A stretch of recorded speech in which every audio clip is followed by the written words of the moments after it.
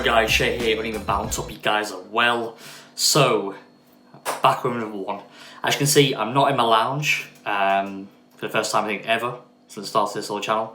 A few months back, I'm actually in my kitchen. We've been doing the live streams recently, if you've seen them. Just a bunch easier, I've got the handheld tripod around the big tall thing, get to assemble and set up with the built-in light, etc. Get the power pack and all that. Just easy and quick, so I'll probably do more videos in here, depending on my kind of energy levels, being completely honest. But yeah, hopefully it's okay, and yeah, we just been crack on. So, the first video I want to talk about today, I've actually got a lot of things on my mind. As you know, I haven't really posted for some time. I posted an AB video, not again, but yeah, an AB video about 2-3 weeks ago in response to Cricket Fanatics magazine.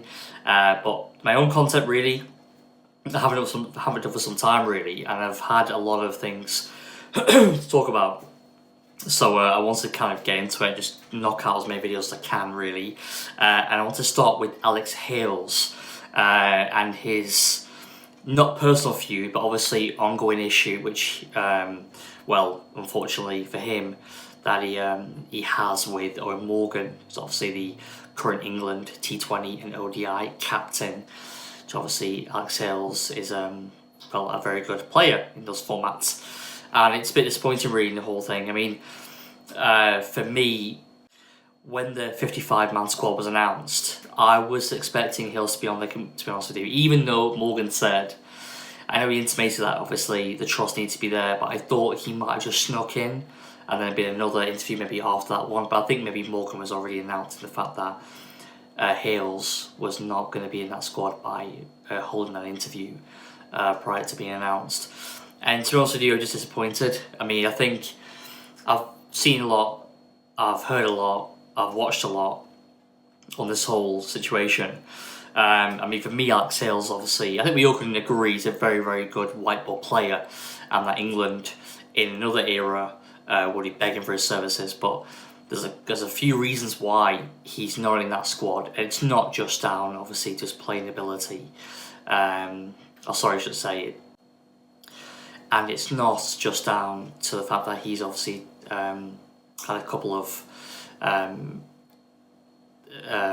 misdemeanors, should we call it. I mean, he's obviously not decorated himself in the best light. If any of you lot are on Snapchat, I'm not personally, but I remember getting a Snapchat sent to me about 2 years ago, maybe 3, and that horrible image is still unfortunately in my brain somewhere. Not further enough away, unfortunately. I can still recall that image that I got, and it wasn't too pleasant.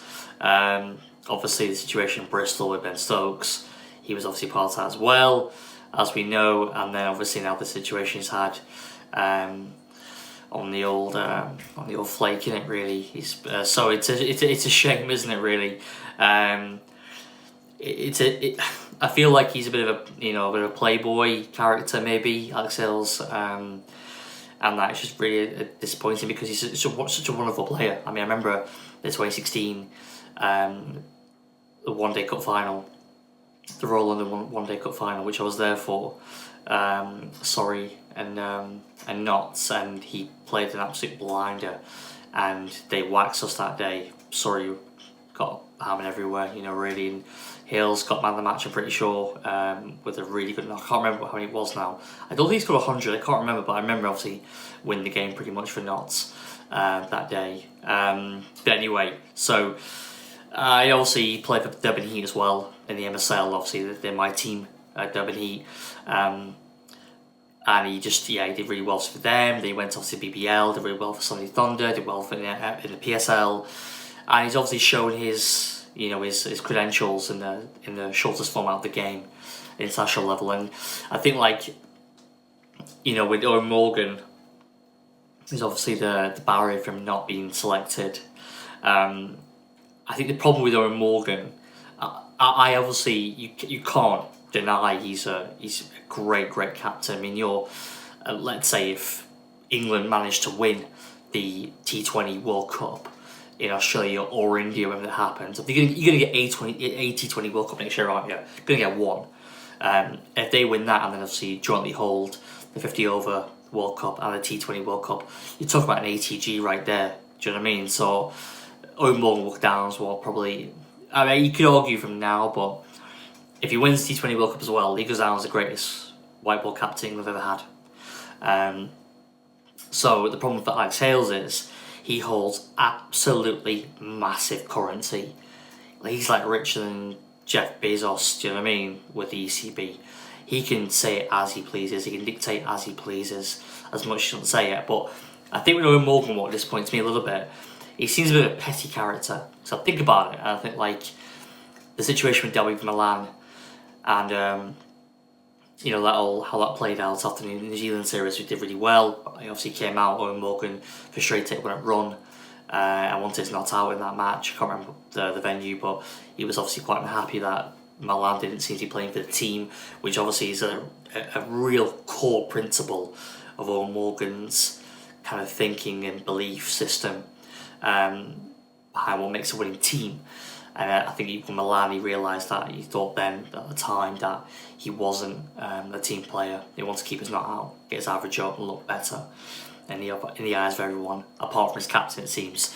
Because when I saw Joe Denley being trolled out in those T20s in South Africa, I thought it was embarrassing, to be honest with you. I thought it's ridiculous. Like, Joe Denley's ahead of him. I remember Joe Denley opening in 2009 with Jonathan Trott in a T20 match against Australia. And I'm pretty sure it was Australia, and I was like, that just shows how far the game has come. But it actually went a full 180. Sorry. It actually went a full 360 cut. But in fact, went a full 360 and bats Joe Denley somehow. I don't know how Joe Denley somehow got back in England, T20 colours. Never mind, already have T20 colours. Ridiculous. Milan should have played the entire series. But he was thrust out to dry in the last game. He did very well. I think it was in Joburg. But Denley played in Durban, the game that I was at. I just think, why are you here? You know, what are you doing here, Joe Denley? Do you know what I mean? So, nothing against Sky, but why is he playing? Why is he batting top order in a T20 game for England? Made no sense.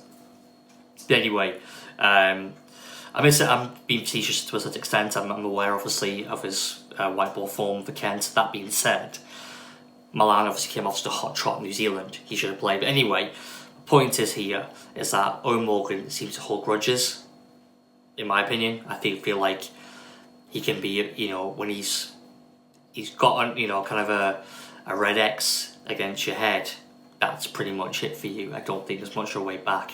I don't think it's much of a way back now for Alex Hales, which is a massive disappointment, because as much as I was saying before about Milan should always be ahead of Denley, you're not going to tell me that Alex Hales wouldn't have helped England's cause in that World Cup campaign. Don't forget they had, 3 losses? Lost to Pakistan, lost to Sri Lanka, lost to Australia in that group stage. Who could forget Berendorf, cartwheeling James Vintover, and that's actually one of the reasons why I wanted to make this video. I thought about that. I thought, no one on this planet can tell me that James Vince is not as good. Cut.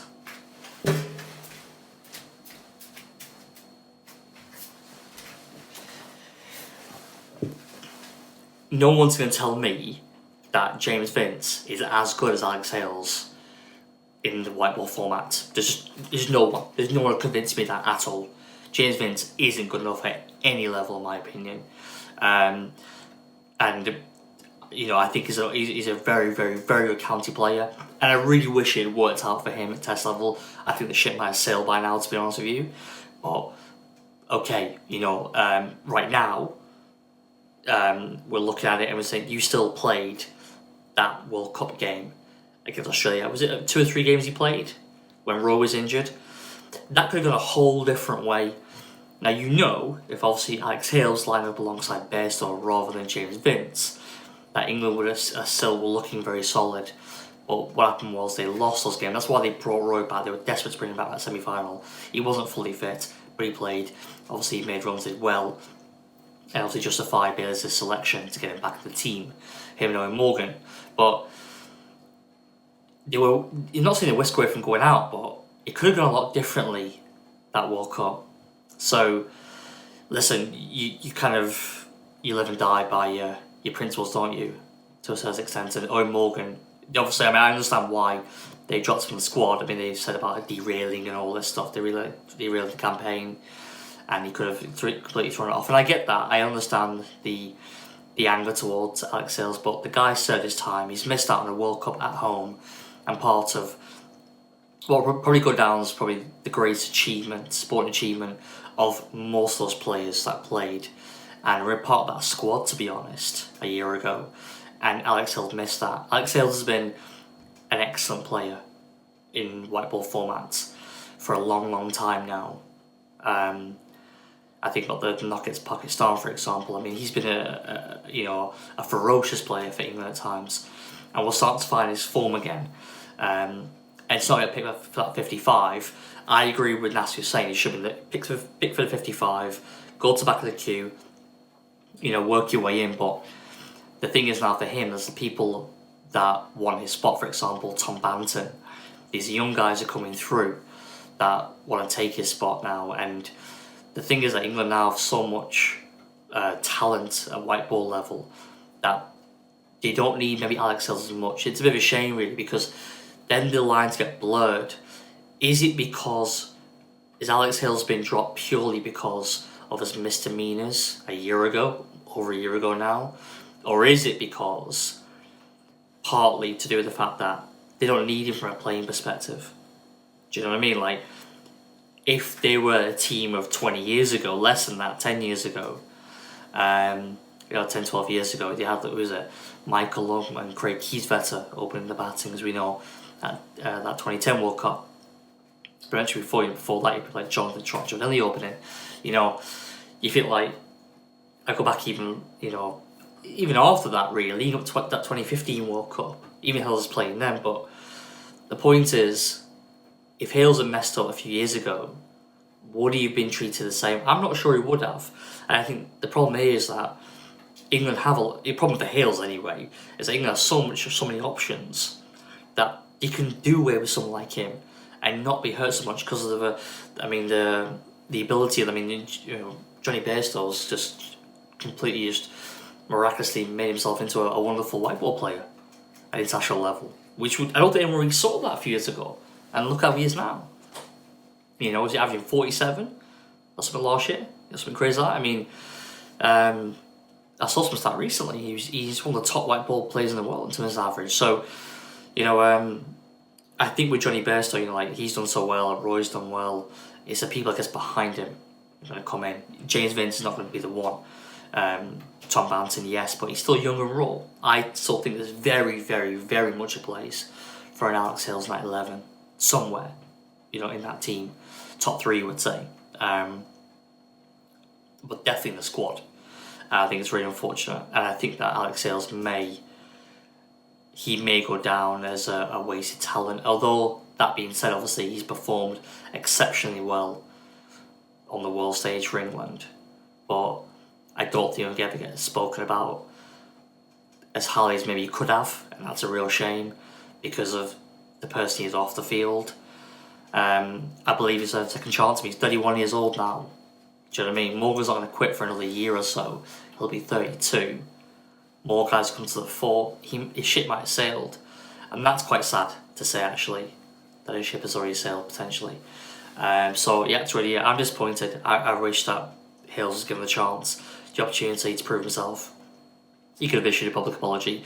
I know it was done by his management, which maybe wasn't the best of advice he was given, but if he'd come out, I think he would have given a heartfelt apology to the team, obviously to Morgan in particular, face to face. He was called up to the squad, but he was given the opportunity to do so. And I think now I'd be interested to see how Alex Hales goes, because he might sack off England and just do as much T20 kind of cricket you can get around the global circuit, CPL, BBL, MSL, PSL, all these, the Bangladesh Premier League, everything. Why not? Do you know what I mean? You want to be 32 next year. You're obviously a wonderful player. You can bag a contract with most of these franchises. Why not? Do you know what I mean? Just make as much money as you can. Make as much money as you can. Get in, get rich, get out. Do you know what I mean? So, So yeah, that's really where I'm at. Anyway, guys, that's about it. Really, I think if like if you like the comments, cut. So that's it from me, really, guys. If you like the content, please do like it. Do comment. Do ask. Do comment to the videos. I really appreciate that. It's good to get some dialogue now. I think I'm getting to a stage now where I might start getting a few comments, because the plan is to push these videos out there. This set of videos I'm doing today, I'm planning to push them out there and see what kind of response I get back. I probably mixed views. I don't really care, to be honest with you. I'm doing this, as I said, from day one, just to spark a bit of debate with people, cricket fans that I don't know, people ideally globally, just to engage cricket debates and just share opinions, have debate, argue, whatever it is, you know what I mean? Like, not as much argue, but you know what I mean? Like, just kind of get different points across, have just a good old healthy debate about cricket, do you know what I mean? So that's what I'm trying to do. So I'll be pushing these videos out there, hopefully I can get a few more comments. But like I said, guys, if you like it, if you like the video, there's plenty more comments, so do subscribe, and I will catch you on the next one.